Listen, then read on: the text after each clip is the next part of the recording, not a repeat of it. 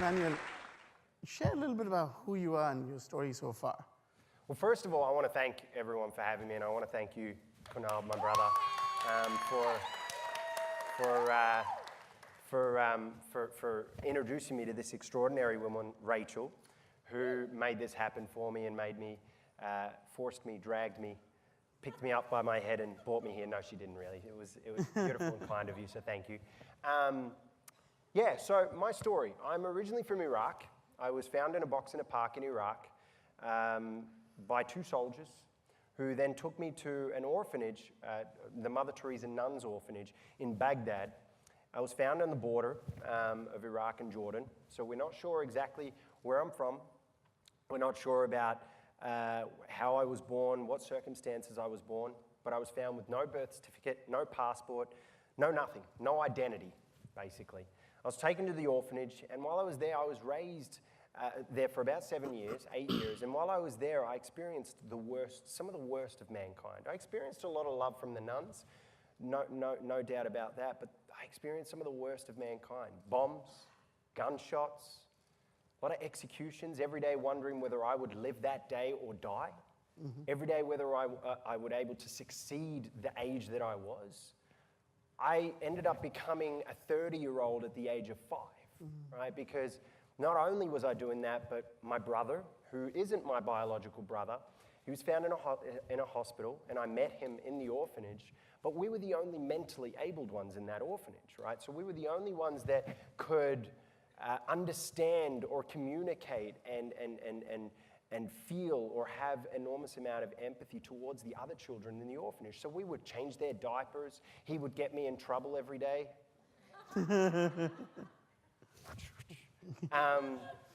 But he was my minder. But at the same time, we were both minders to the other children. Years down the track, a woman by the name of Moira Kelly, an angel, blonde hair, blue eyes, white dress. That's the way I remember her. And she's not that much of an angel after you get to know her, but she's awesome. But she heard about my brother and I through two nuns from Mother Teresa orphanages out in Albania while she was working there. She's a humanitarian. She helped children around the world. And so she heard about my brother and I, and this nun goes up to her and she says, "Moira, there are these two kids." She didn't actually sound like that. I just can't do an Albanian accent. But she said, "There are these two kids and they need your help." And Mum goes, or Moira goes, "Where are they, sister?" She goes, "In Baghdad." "Great. I'll go to Tasmania and pick them up." See, there's a Baghdad in Tasmania. And she goes, No, is in Iraq. "Sister, why are you telling me about a war country? I'm in Albania. That's a long way away and I don't want to die." And the sister goes, "Problem. Never trust a nun. They've always got ulterior motives. Good motives, but ulterior. They're good, but ulterior." So Mum made a trip eventually to Iraq. I remember hearing about her coming out to Iraq about 3 days before she had arrived. And I sat on a window ledge for about 3 days straight, staring, waiting and waiting and waiting. And on the third day she arrived. And when I saw her, literally it was like looking at an angel. Mm. Blue eyes, blonde hair, white dress. This aura around her was stunning. Amazing. And it was powerful, and it was love. It was an unconventional love, right? And so she walked into the orphanage. She met my brother and I. She took us out for the day. I remember singing her, we sung her a welcome song when she arrived in, but she took us out for a day. And when she took us out, it was this, I'd never experienced or seen so much love. Mm. And I knew there was hope, because that's the reason why we wake up every morning, because of hope. It runs through our veins. She put that hope into my heart. Right? I always had it, but she really ignited it, inspired it. So anyway, she brought us back home, and my brother goes up to her and he says to her, "Moira," after we came back to the orphanage, he goes, "Moira, can you help us?" She goes, "I'll do my best, Ahmed." His name was Ahmed. She goes, "Well," and my brother goes, "Well, Moira, if you can't help him, maybe you can take Emmanuel and come back for me another time. But if you can't, that's okay." My brother wasn't my biological brother. Yet his love for me was more powerful than blood, right? That's the day I learned a huge lesson. When I was 16, I got reminded of that lesson because I got really badly in trouble. But the lesson was that the only thing thicker than blood is love. The only thing thicker than blood is love. And so, thank you. It took 3 years for her to bring me out to Australia, and when I came out to Australia, it was a huge cultural change. I learned so many incredible things. I had about 8 surgeries. I learned how to walk for the first time. I learned how to do the things that we take for granted. Use a fork for the first time. Eat spaghetti bolognese. That's a challenge. For the first time. And then I went on a TV show, X Factor, and 500 million views later, I ended up working with some incredible people, from Quincy Jones to Bruno Mars, and about a year ago, I ended up performing with an incredible artist by the name of Coldplay, the band Coldplay. But the journey to that was a tough one. I experienced a different kind of war zone being Hollywood, and I'll share a little bit more about that a little later. But that's kind of the core of my story, from Iraq to Australia to now being here at NEXUS with all you guys. So, even though we only have 7 minutes, I think we can do this. We can do this. Start with why. You know, you and I met at the UN, right, when I produced the President's General Assembly's Youth Forum about a month ago. Yep. And we really connected from the heart. Yep. Right? And that's how I connect, or, you know, sometimes disconnect with people. It's a very heart-centered approach to relationships. And I do it with compassion. You know, I live my life through compassion, and we really resonated with the idea of true love. And not the mushy kind of love, the tough love as well as the true love. And I want you to share why you do the work you do. Why do I do what I do? I do what I do, to be very blunt and straightforward, is to help people learn to embrace themselves and love themselves. The key to curing the things like depression and social injustice and inequality and the frustrations of things not happening is learning those simple things. Embrace the story that you've been given. Remember that you're beautiful, that you're unique, that you're special in every way, right? Everyone is beautiful to someone, right? That's the reality of it. And so remembering that constantly, it doesn't matter whether you're a dude, a girl, a 5-year-old, we're all equal. We all bleed, we're all beautiful, we're all special, and we're all unique, right? And so my dream is to have the world learn to embrace that, learn to come together as one, right? And I think the best way to do it is through music. Nelson Mandela did it through sport. You know, why can't I do it through music, right? And through entertaining, and do it fun, entertaining way where people are ignited, inspired, entertained, pumped to make that encouragement and that change and to love one another, right? So that's why I do what I do. And that's why we're going to do something pretty awesome together. And actually, at this point, I'm going to have Rachel do her magic trick of coming up on stage as she always does, you know. And so we're launching something really exciting in the future, and we're announcing it for the first time at NEXUS. And I already asked permission for this one to be our partner. We co-created this. I don't know what's happening, at dinner. But I'm very excited about it. At dinner, and it's called 1 Billion Acts of Love. And I'd love for you to share what we together, so it's not about me, it's not about him, it's about us. It's about us. Actually, stand up, guys. Stand up for a second. Yeah. Hold your hands. Hold each other's hands. Hold each other's hands. It's not, or hug each fellas, other, whatever you feel comfortable doing. Fellas, bring out the bromantical side of yourselves. Ladies, I know you have no problem holding hands. Now, I know that Rachel's worked on extraordinary campaigns like It's On Us. Yep. Here, now we're the same size. The same thing, almost. Now we're the same size. Yes. And 1 Billion Acts of Love. Hang on.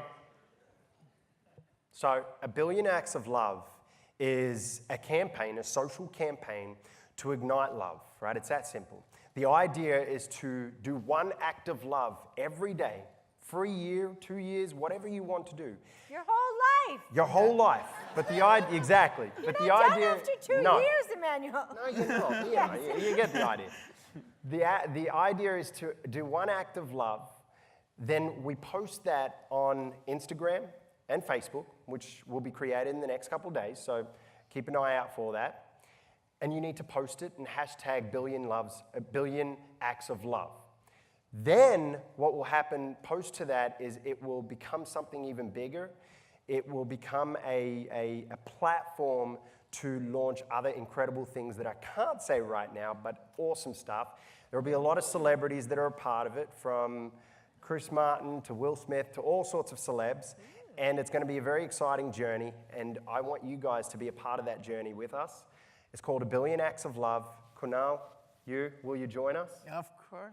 I'm in the middle. How can I say no? And that's love right there. Yeah. Thank you. Thank you.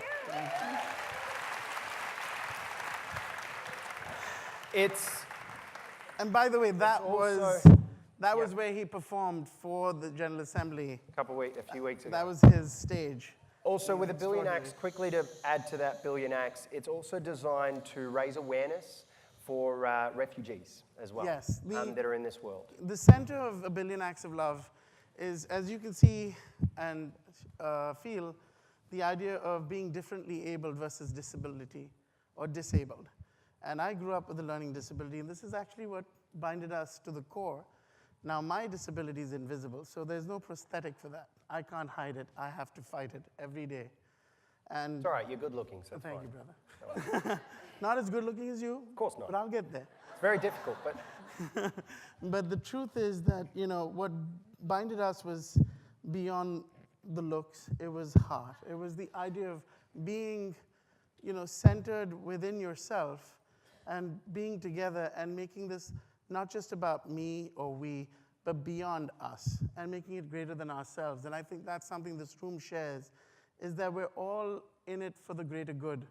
And I feel that's what the idea of A Billion Acts of Love represents, is that we're all in this together. I've got your back, you've got my back, and that's what matters the most. yeah, no, it's an exciting journey, and I'm excited to be a part of it. Thank you, Rachel, as But well. back to you. Back to me. To the future. To the future. What's next, Emmanuel? What's next? So I just released a new single about 3.5 weeks ago, which was awesome. Thank you. And what's incredible, 3 or 4 days after I released it, this incredible band, Coldplay, decided it was good, and they posted it on all their social, which was absolutely amazing. And then up to date, it's got over a million views on YouTube, which is awesome. And we're trying to push the downloads and the streams, so get on it. But it's called Eat Us Never Alone. And then on top of that, I'm also going to begin my first ever, which is exciting, tour. Mini tour. We're going to start with kind of a residency aspect to it here in New York at a small theater called the East Village Playhouse. The idea is to make it as intimate as possible, so then it becomes something that's powerful and I can really connect with the people around me and then go to something even bigger. But it's going to be at the East Village Playhouse, and an incredible group, City Kids, who are sponsoring it as well and being a part of that. And we're part of that journey now to raise the funds and get that going, which is absolutely an incredible journey. It's the journey, not the destination, right? So it's an incredible journey at the moment. And then, of course, the Billion Acts of Love, which we just literally kind of hashed out over the last couple of weeks, and I'm just excited for what's to come.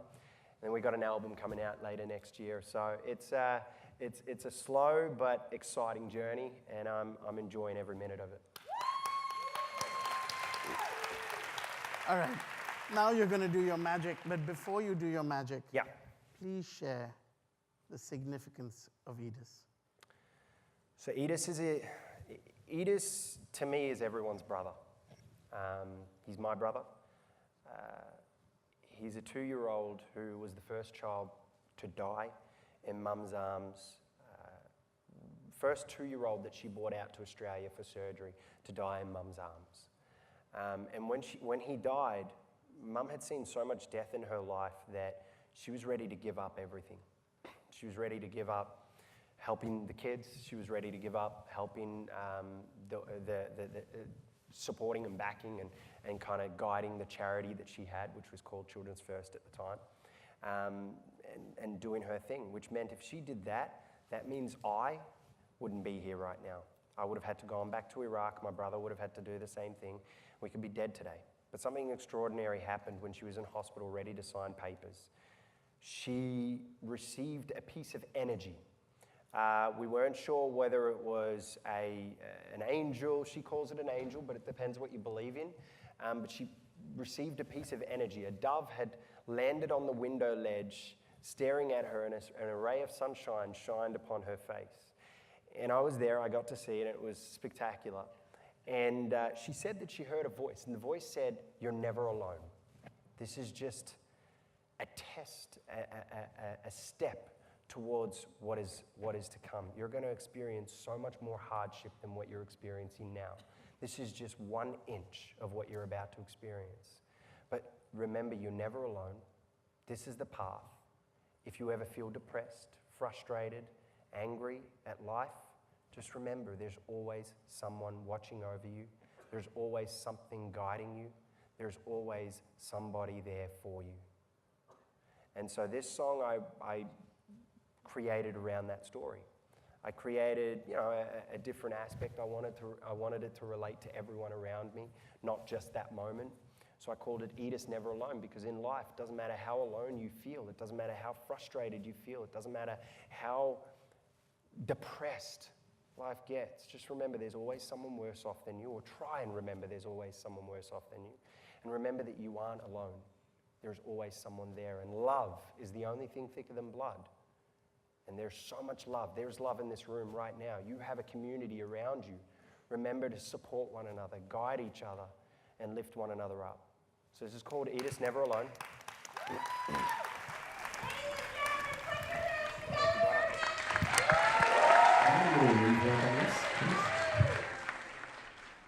We didn't get a sound check in. I was disorganized. I was late. I'm sorry.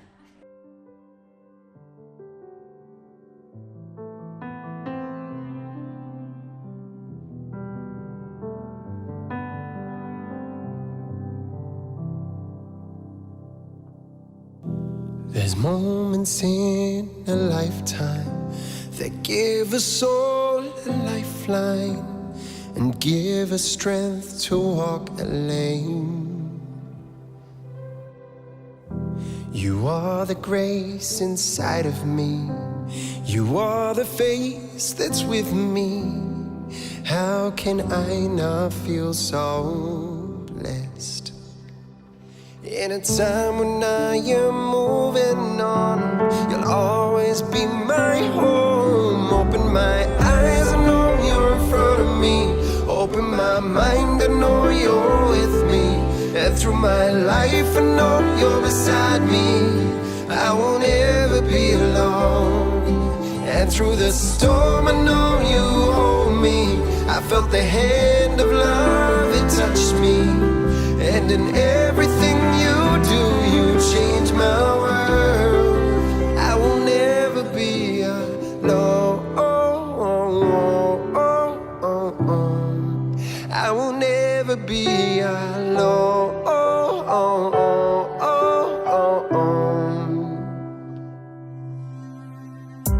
The days will shine more brightly.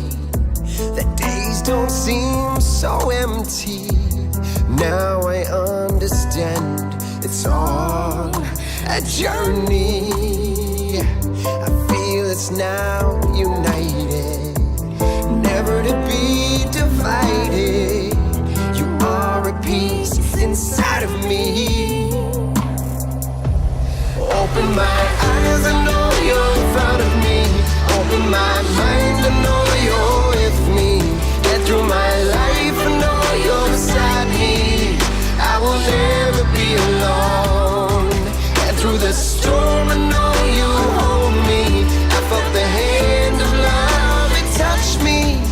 And in everything you do, you change my world.